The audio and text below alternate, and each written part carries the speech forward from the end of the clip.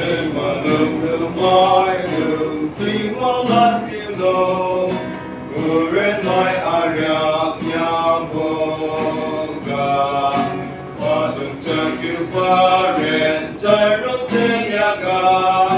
và đưa đường lâu lên trên khai giờ người dân bị mãi tuy qua phát sinh này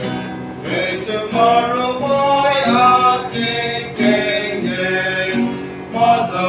giờ bị phạt đưa ra lên ở trên ngàn yêu biết vô mà chịu cha lượng yêu bỏ chịu mà chịu bị bắt đầu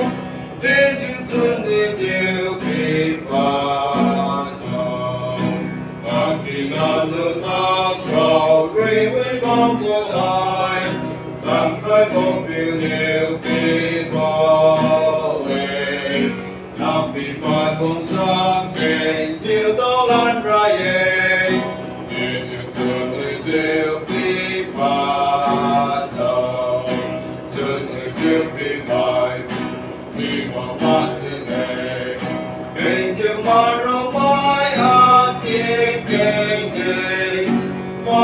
mà chịu bị bắt đưa ra lên ở trên ngàn yêu biết vô mà